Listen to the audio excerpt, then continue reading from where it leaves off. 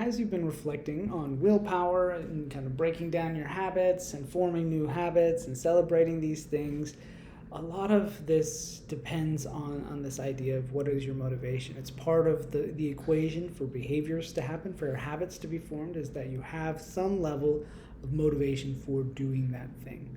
We can't just not want to do it all the time. There's got to be some drive, at least some of the time, for us to set up a plan, to build some structure, and to kind of go for it. And so understanding what your underlying motivations are, we've been talking from the beginning of having a vision, having goals, having kind of this focus of where you want to be, who you want to become. That helps establish some of your motivation. But also understanding that motivation is a very unstable emotion to try to build recovery on, because it can change moment to moment, day to day, beginning of the day, end of the day, beginning of the week to the end of the week.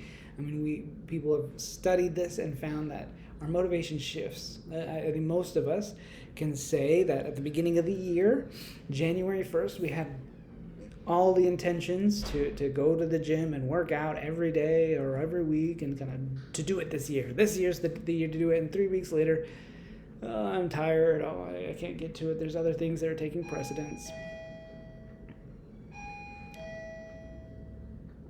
Oh, I'm tired. Oh, I can't get there. There's other things that take precedence, other things that are more important in the moment.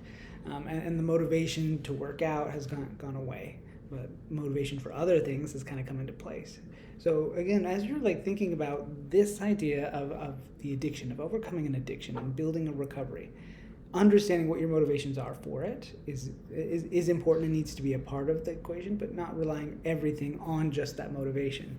So again, like the equation to build habits and form that stuff is if your motivation was at a 1, is very low, having the habits and the skills that you want to develop be easy enough and simple enough that even in those moments you can have the willpower enough to choose to do it anyways, that you have the ability and the prompts and be able to kind of push yourself discipline-wise to step into that realm of like, even if I'm not feeling it today, I'm doing it.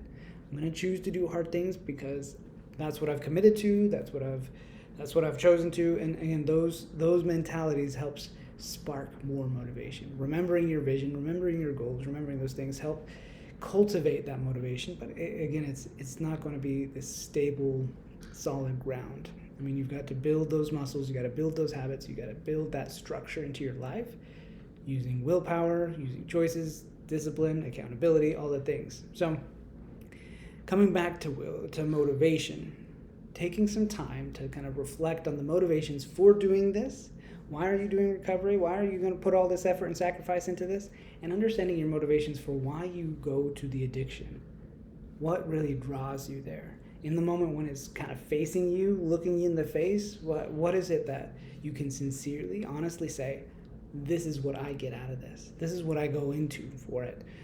This is what draws me in. And there might be more than one simple motivation. It might be more than just an escape, a way to relax.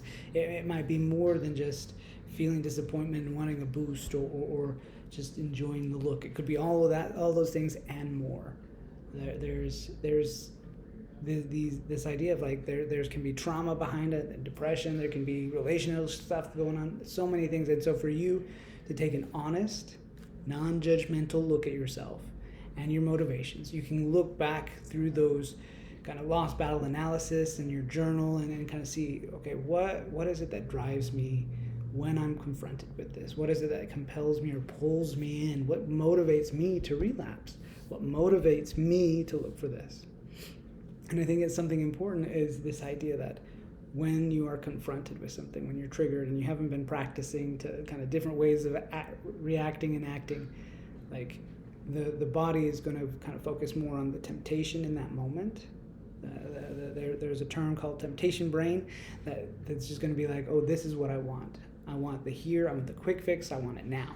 And then the other part of your brain, that pause and plan and think, what are the consequences? What are those bigger things? And it's hard for our brains to balance those things. So again, looking at the motivations of what is it that I want when I am going for kind of porn, when I'm going for the drug, when I'm going to relapse, what motivates me for that? And breaking that down, having an understanding of that, and maybe being able to flip that of instead of getting it this way, instead of having this motivate me, how can I get motivated to do something else? How can I apply this same motivation? Generally, the motivations are healthy, that we want to feel a certain way, we want to achieve a certain something, and that's okay. But being able to focus that motivation on something healthier, something that we want it focused on, and less compulsive or destructive. Take time today to kind of list out your motivations for both sides. Motivations for recovery, what are all the reasons?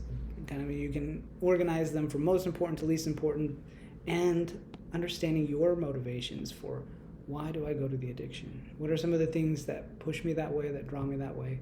What are some things that I really want to get and achieve out of this? What motivates me outside of all of this? What are some things that help you feel more excited to do something? What is a reinforcer that you can apply into recovery and bring into these habit-forming techniques and skills that will help you move forward?